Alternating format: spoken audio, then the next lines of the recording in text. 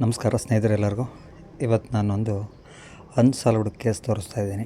ಅಮೇರಿಕಾದ ಅಪರೂಪದ unsolved case ಇದು. November 24, 1971ರಲ್ಲಿ DB. ಕೂಪರ್ ಅನ್ನೋನೊಬ್ಬ ಫ್ಲೈಟ್ನ ಹೈಜಾಕ್ ಮಾಡ್ತಾನೆ. ಪೋರ್ಟ್ಲ್ಯಾಂಡಿಂದ ಸೀಟಲ್ಗಿರುತ್ತೆ, ಹಾಫ್ ಆನ್ ಅವರ್ ಜರ್ನಿ ಇರುತ್ತೆ. ಸದ್ಯದಲ್ಲೇ ಟೇಕ್ ಆಫ್ ಆಗೋಂಥ ಟೈಮಲ್ಲಿ ಒಂದು ನೋಟ್ನ ಕೊಡ್ತಾನೆ ಫ್ಲೈಟ್ ಅಟೆಂಡೆಂಟ್ಗೆ. ಅದರಲ್ಲಿ ಏನಂತ ಬರೆದಿರುತ್ತೆ ಅಂದರೆ, ಐ ಹ್ಯಾವ್ ಎ ಬಾಂಬ್, ನನ್ನ ಹತ್ರ ಬಾಂಬ್ ಇದೆ ಅಂತ. ಆಮೇಲೆ ಅವನು ಬ್ಯಾಗಲ್ಲಿ ಬಾಂಬ್ನ ತೋರಿಸ್ತಾನೆ.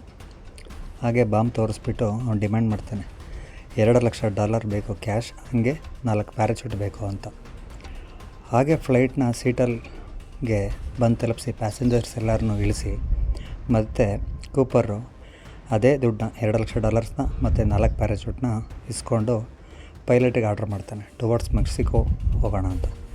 ಮೆಕ್ಸಿಕೋ ಕಡೆ ಹೋಗಬೇಕಾದ್ರೆ ಪೆಸಿಫಿಕ್ ನಾರ್ತ್ ಈಸ್ಟ್ ಅಲ್ಲಿ ಬ್ಯಾಕ್ ಸೈಡ್ ಡೋರ್ ಓಪನ್ ಮಾಡಿ ಪ್ಲೇನಿಂದ ಜಂಪ್ ಮಾಡ್ತಾನೆ. ಈ ಕೂಪರು ವಿತ್ 4 ಪ್ಯಾರಾಚೂಟ್ ಏನಕ್ಕೆ ಕೇಳಿರ್ತಾನೆ ಅಂತ ಅವ್ರಿಗೂ ಕೂಡ ಗೊತ್ತಿರಲ್ಲ.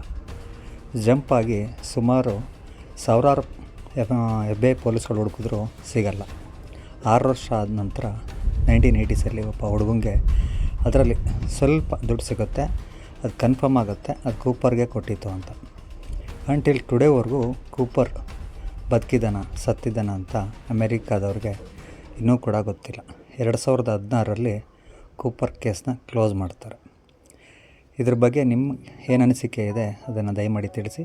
ನಮ್ಮ ಚಾನಲ್ನ ಸಬ್ಸ್ಕ್ರೈಬ್ ಮಾಡಿ. ಇದೇ ಥರ